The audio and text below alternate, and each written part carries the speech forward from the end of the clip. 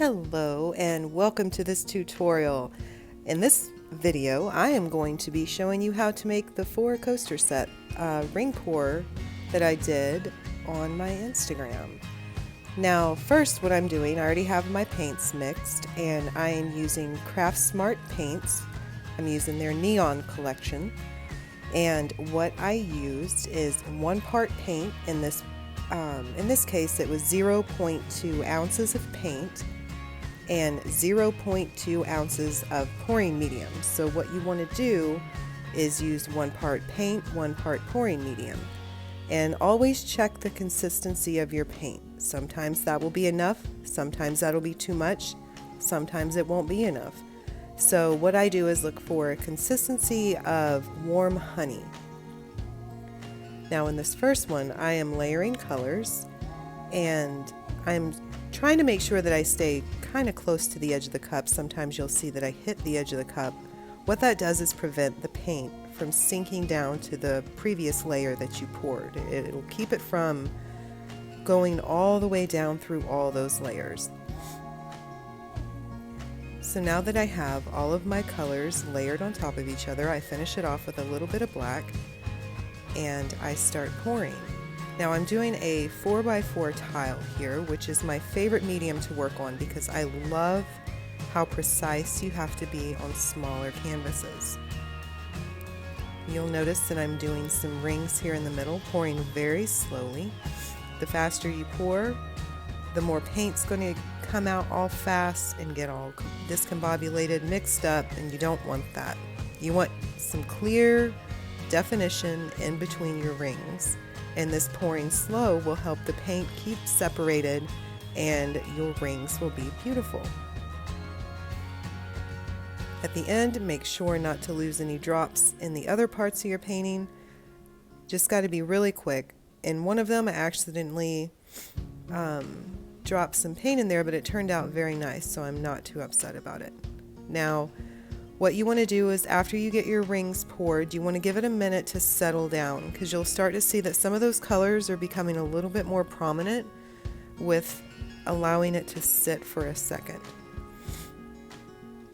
Don't be too hasty. Most of the times I just want to pick it up and start slinging it around and moving it because I want to see those beautiful rings, but allowing those colors to kind of do their magic really helps to define those rings for you while you're stretching them out. Now here I'm going very, very slowly. I don't want to stretch them out too fast. I want to make sure that they keep their definition, they keep their separation, and I'm also trying to rotate it evenly. So I'm kind of rotating it in a circle. I'm not choosing one corner over the other. I wanted to see how this method helped. In my honest opinion, I think that this method keeps the shape of the ring pours a lot better than moving from corner to corner to corner. If you move from corner to corner, you're going to get some distortion in your rings. And this, I found, really helps keep that shape. Now once it starts flowing off the edge, then all bets off. It's going to take whatever shape that edge is going to create when it starts pulling the paint. But in this case, it wasn't too bad. The pouring medium that I use is the DecoArt Pouring Medium, and I get it in a little jug. It's $19.99 at Hobby Lobby and Michael's. Sometimes it's easier to find at Hobby Lobby. Michael's doesn't really carry it, and if they do, it might be a little bit more expensive, but you do have the Michael's coupons, so make sure to use those. And you can always get it on Amazon as well, and I'll link that in the bio or in the description of this video. Amazon, of course, you can get free shipping, and you can sometimes catch Amazon deals like Prime Day, which will probably make it a little bit cheaper. But I found that it's roughly around the same price as if I'd go pick it up from Hobby Lobby. So this one turned out to be way, way subtle, which I absolutely loved. I love the subtleness of the rings in this one.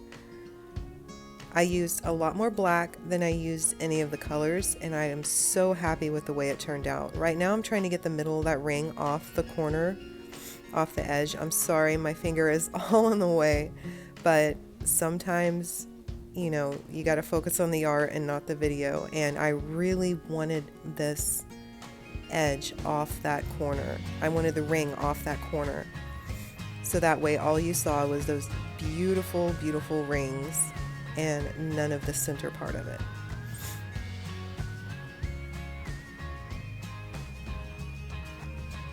Gratuitous finger shot, sorry for that. I was 100% not focused on the video at this point.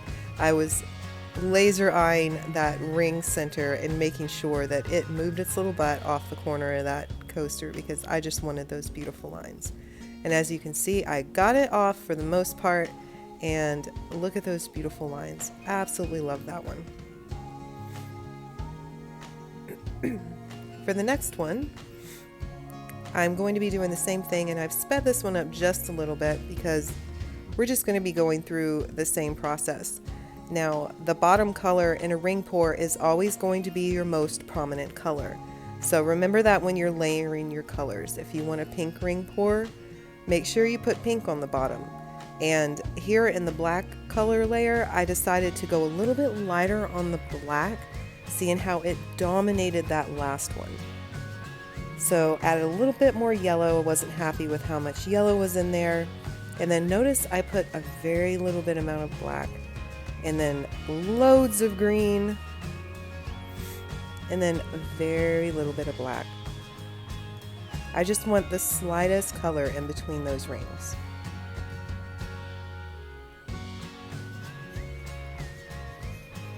Pouring again and making sure to keep my circles nice and tight in the center of that ring.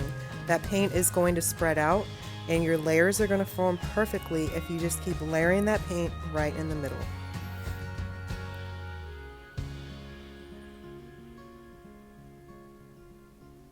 You'll start to see some of that pink come through.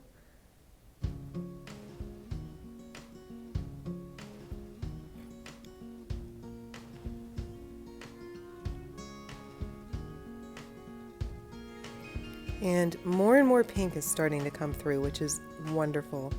Now I have those beautiful pink colors right in the middle of the blue and the green and the black, and I couldn't be happier. So I'm starting to swirl it around here, and I'm keeping more of that circular motion when I'm spreading these rings out, because I want that circle to stay intact.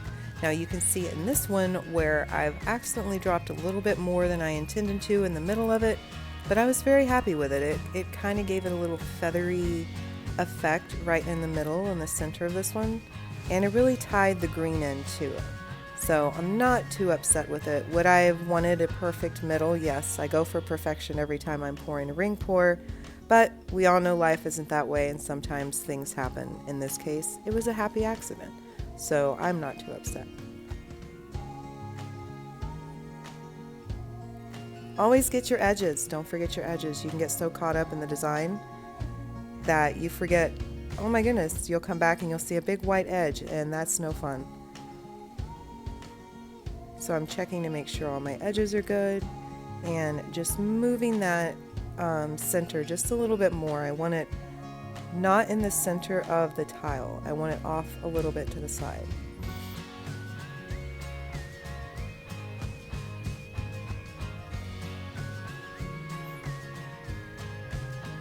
And I'm happy with that. So I put it off to the side to dry. And now I'm going to do another one. Same thing, get your cup. I don't really measure here. I just do whatever I feel like is going to cover the tile. So this time I want a blue prominent ring pour, so I'm going to put the blue in the bottom. Then I put a small layer of black, copious amounts of yellow, almost put pink in there, but I remembered, hey, you got to layer some black in there. So I remembered. Got the black in, put lots of pink in, a little tiny bit more black, and some green, And a little bit more black. I got a little bit on my canvas or my tile there, not too concerned about that. But look at those green and black rings. Now this one I decided to switch up a little bit and go clockwise for a few seconds, then go counterclockwise for a few seconds, and then switch back and forth until my pour was done. And I stayed going clockwise for the last bit because I wanted that blue to be perfect. And that really gave an interesting effect. Now you'll see this one has a lot more definition than the others. Now I'm starting to pick up the key to making some really defined lines. Don't go heavy on your black. Your black is your separation color.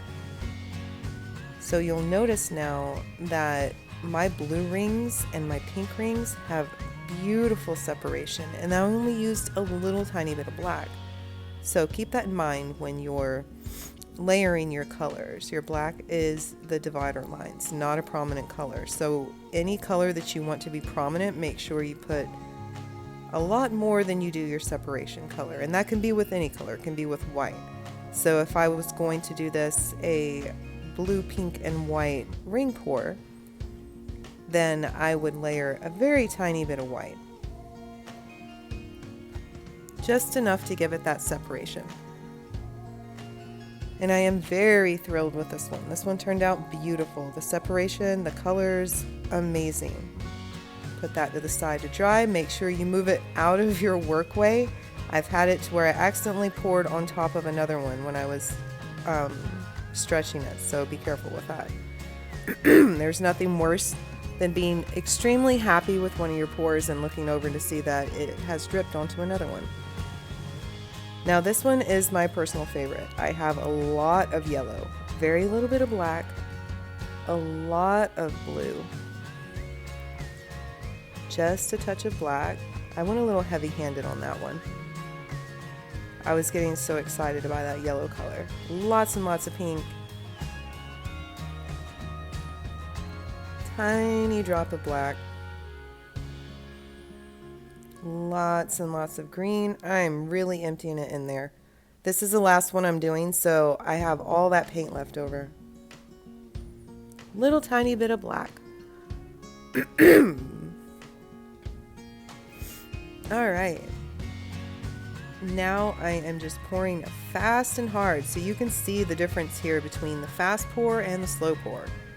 Now the fast pour, you see how the colors kind of just, well, you can't see much with my hand in the way, but the colors kind of did some magic there. The fast pour definitely produces some pretty cool effects, and I'm just slinging it around. Like, I want to get that circle like as perfect as I can. So I'm making sure it's moving fast and it is moving smoothly. Now it did get a little distorted because I spazzed out and wanted to hit that top left corner. But that's okay, because I think the effect turned out beautifully. Look at the layers in that, how they overlap. And then you have the colored rings on the outside and those beautiful yellow rings on the inside that have so much dimension to them. I'm so pleased with this one. Well, thank you for watching. This has been my tutorial for the ring pours. If you like this video, go ahead and give me a thumbs up. Thank you. Bye.